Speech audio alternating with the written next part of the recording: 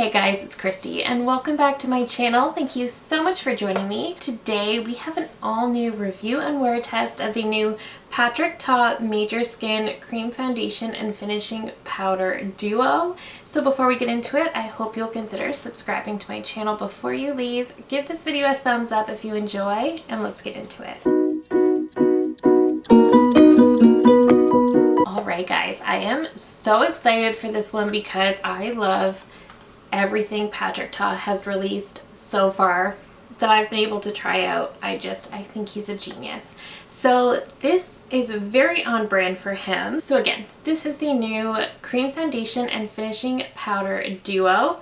This retails for $52 US or 69 Canadian. So very, very pricey. This is made in the USA and has a 12-month shelf life. And it just comes in this rose gold packaging like all of his other products. Very, very beautiful. So this is supposed to be a cream formula with medium coverage and a natural finish. It's supposed to be very good for pores and best for oily combo and normal skin. Right away that makes me a little nervous, but this kind of has been the year of cream foundations though, and some of them have worked really well for me. So this is a duo that includes a blendable medium coverage cream foundation paired with a satin finish powder. This duo includes a buildable, breathable cream formula that melts into and moves with skin. It also includes an air-spun setting powder that blurs the appearance of pores to create a flawless looking skin-like finish. This sounds pretty amazing. And let's open up the product. So this is the compact, so it looks just the same as his blush duos and his bronzer duos.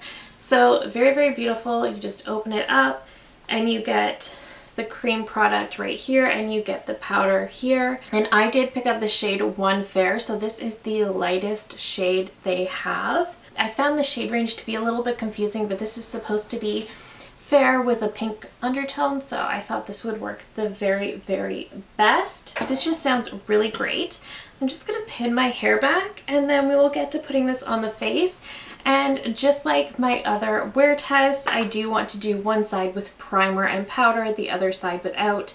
So I am just using my Dior Backstage Face and Body Primer. This is my favorite. It just gives a really, really smooth canvas for the makeup. And since we do have a powder in the compact, I am again only going to use the powder on one side. That way we can really see the difference that it makes in the product. Okay, so I think I'm just going to take a Real Techniques buffing brush into the product. He did release a brush as well, but I didn't pick that up just because it was super pricey and I feel like I have enough brushes. So right into the product, and then I'm just going to start buffing that into the face. When I watched his Instagram video, Patrick Ta was showing that he likes to wear this very, very sheer as just like a way to kind of even out the skin tone and pull everything together. To be fair, he's got perfect skin to start with, but you can build this to a medium coverage allegedly. So that's what we're gonna do. And the shade is definitely a bit too light. However, there's not a ton of shades, and he did mention that this is supposed to be a very flexible shade range, so I'm hoping this will end up working well for me. It's definitely done a nice job evening out my skin tone, I will give it that. I've got some active breakouts along my jawline at the moment, so we'll see if they can cover those up a little bit. I do love the convenience of this little compact though. I think it's so interesting that you literally have your foundation and powder in one compact. I think that's very unique. I think it's very clever, to be honest. And it's applying quite nicely with the brush. It's definitely evened out my skin tone really nicely and covered up some minor blemishes. As for the active breakouts, it's not super covering those, so I'll just need to go in with concealer. And I can definitely see how you can build this to a medium coverage. I do think it is a bit more of a lighter medium coverage, if I'm being honest. I don't think it's a really solid medium, but I definitely do think you could get a nice medium coverage. I will say that if you are going to use this with a medium coverage, I do think you're going to go through the product quite a bit more quickly. The foundation does have 0.42 ounces, which is quite a bit less than most foundations. Most foundations, whether they be a liquid foundation or a cream foundation, they typically have 1 ounce. So this is half the regular amount that you would normally get, but it does come with a powder. So we'll see how that works out.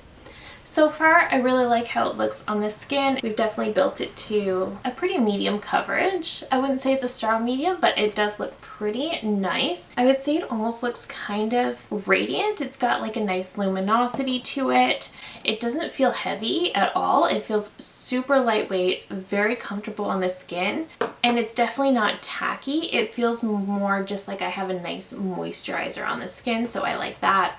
For sure, I love a good, comfortable foundation. Love it. So I want to try out the powder, so I'm just going to pop on my concealer. I'm just going to use the new Charlotte Tilbury concealer. And this is a finishing powder, so it might not do a very good job setting things. That's fine. It's not marketed as a setting powder, but because my skin is drier, I can sometimes get away with using a finishing powder as a setting powder. That's what I tend to do with a lot of the Hourglass powders, for example. Alright, so now that I've got concealer on, like I mentioned, I don't think this is going to be ideal for setting, but I kind of want to see how it works that way.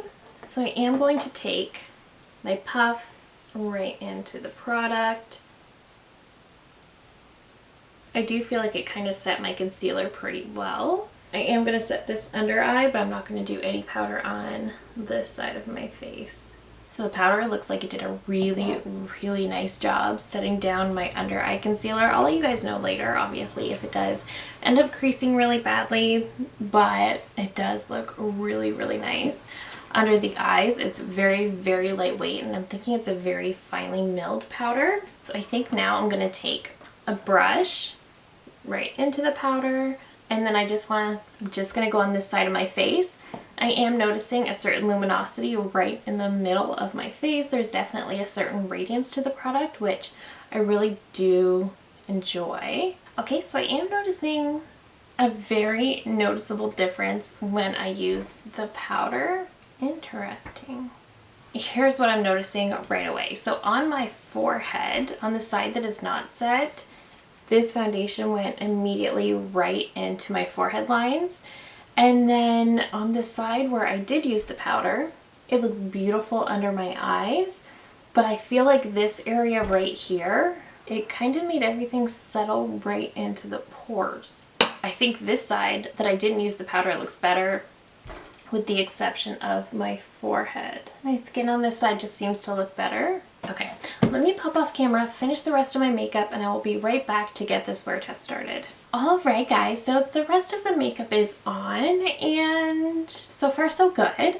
I am still really preferring the side that does not have the finishing powder. I really don't like how the finishing powder just kind of pushed everything directly into my pores. I definitely do have enlarged pores right around here on both sides, but on this side I feel like they're not at all enhanced, whereas I feel like the powder went directly into my pores on this side, and I feel like it just looks like white dots on my face. But otherwise, except for that, I will keep wearing this throughout the day. We're going to get a really good 10-hour wear test in, at least with this foundation. I'm really, really liking how the side without any powder looks. I think it looks really nice, really healthy, very hydrated, and even though the shade was definitely a little too light for me, I think it definitely is flexible. It definitely did kind of work with my skin. So putting it on, it was a bit too light, but now I think I look pretty normal. But overall, so far, I think it looks fine. So I'm going to go about the rest of my day, and I will be back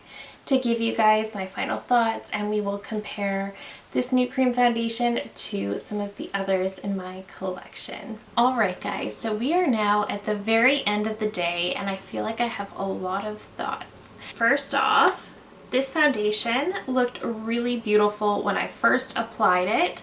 I really enjoyed that it really just felt like a moisturizer on the skin. It was definitely very lightweight, definitely very, very comfortable. I liked that I could wear it super sheer, or I could build to medium coverage. So I will say, I think the medium coverage is more of a light medium. It's definitely not a solid medium, in my opinion. And I feel like if you were to always use this as a solid medium, you would go through it really, really quickly, just because there's only half the amount of product as there typically is in a normal foundation component. Whether it be a liquid foundation or a cream foundation, you typically always get at least 1 ounce. So this one, you get less than half of that. So that's just something I wanted to mention. Now let's talk about my skin. So the side that I did not powder, I think still looks pretty good. I do think I lost a little bit of coverage, and I do think I'm looking a little bit shiny, which is not typical for me. Again, I have very dry skin, so for me, looking glowy at the end of the day is only a good thing. So I found that interesting. I find that the side that I didn't set down, it just looked quite nice throughout the day. I do have a little bit of dryness right over here, which is a typical dry patch for me. It did cling to that a little bit, but nothing terrible. So the side that I did powder though, with the powder in this component, this is supposed to be a finishing powder, which tells me it's supposed to be super, super lightweight. The powder did not do me any favors, I will say. So I feel like immediately when I put the powder on top of the foundation, it just made the area look super, super dry, and almost like I have these white kind of dots right here. Just everything just settled directly into my pores, which is just not what I'm going for.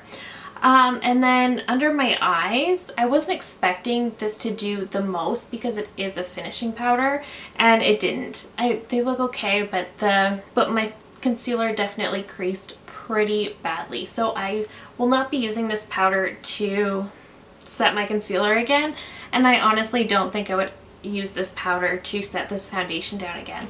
I really, really don't like how it made my skin look. It just looked so super dry. I don't like the powder.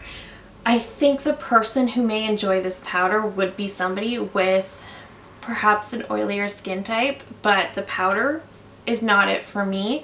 I do want to try this foundation with other powders that I like a lot more. I think that would be interesting. Again, I liked the foundation quite a bit without the powder, but there are certain areas, I have some active breakouts, and just on my cheeks where I can see that it's sort of breaking up a little bit. We are at the 10-hour point. I don't know if I said that. I feel like I've lost a little bit of the coverage. It's not really that it's breaking up, but I do feel that I've lost some of that coverage. So perhaps wearing a good powder over top would really extend that wear time. And in addition to that, I just do want to try it with different powders to see if it behaves. This is not a bad foundation at all. I quite like the foundation itself. I like that the coverage is a bit flexible. I liked that the shade was a bit flexible. Again, the shade Fair 1 is a little light even for me, but it did end up working out really well. So I would definitely agree that this is definitely a flexible shade range. Overall, I like the foundation. I really like the radiance it gives to the skin. I like how lightweight and comfortable it feels in the skin. I like the finish. I liked the coverage. I thought it was really nice overall, and I like the effect when I applied with a brush. And I of course love the compact, and I love the idea that you get a powder with it. It's going to be super convenient for travel. What I don't like is this powder. I did not get along very well with this powder. I'm kind of curious to try it over some other foundations to see if it has the same effect, and if it does, then it's just the powder I don't like. I'm kind of surprised that there is a product from Patrick Ta I don't like. I love everything else he does, but so far this powder just isn't it. The foundation's fine. I just really super don't like the powder, and what it did to my skin over here, that's a hard pass. So while I really enjoy this, I don't think it's worth the very, very hefty price point when only half of it worked out for me. So I'm definitely thinking if you have dry skin, or if you have a lot of texture, this might not be great, but that's just my opinion. I can't recommend picking this up just for the one product. However, the foundation component is great. Compared to my other 3 cream foundations, which is the L'Oreal Age Perfect Tinted Balm Foundation, I find this one to be a little bit thinner in consistency than the Patrick Ta, but it gives better coverage and you get more product. This is another one where you don't get a full ounce, but you do still get more product than the Patrick Ta, and it's a lot cheaper. This is around the $20 mark, which is expensive for drugstore, but this is an excellent product. The jar is really cute. It's a really nice heavy glass jar. It's very convenient, easy to use.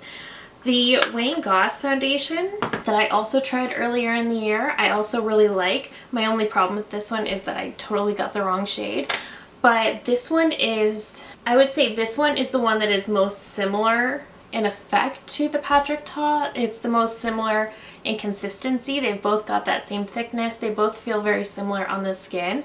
The only thing is, with this one you do get a full ounce of product, and this one is very, very pigmented, so you can absolutely build this one up to full coverage. The Wayne Goss also, weirdly enough, did cling to some of my dry spots, which I don't like, but it behaved much better when I powdered it than the Patrick Ta. However, I'm not firmly putting my foot down on the Patrick Ta foundation until I've tried it with other powders, so I just wanted to mention that. I do think this is probably the most similar, and it's actually cheaper and you get a lot more foundation. And the last foundation I wanted to compare to is the She Glam Skinfluencer Full Coverage Foundation Balm.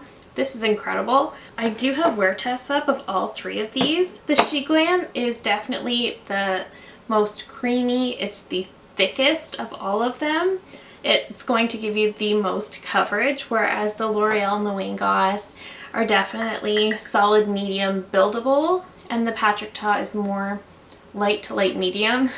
This one is full, but this one is also so creamy and so nice to use. The shade is perfect, and this really lasts all day, and this also gets along with powders. And this is the most affordable of them all at around $8.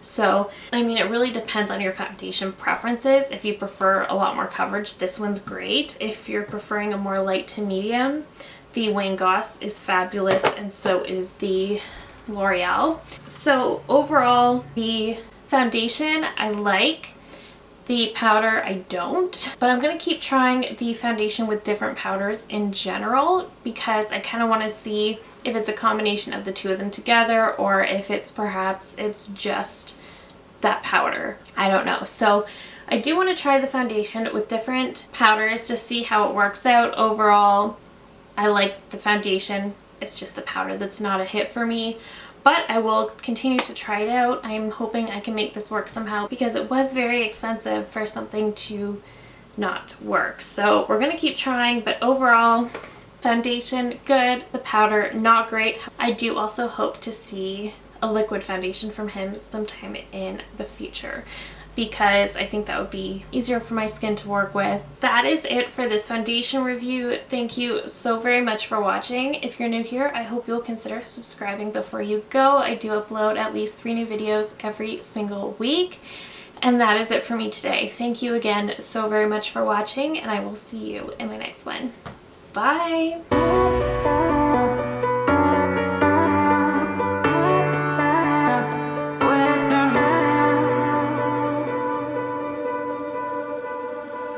Oh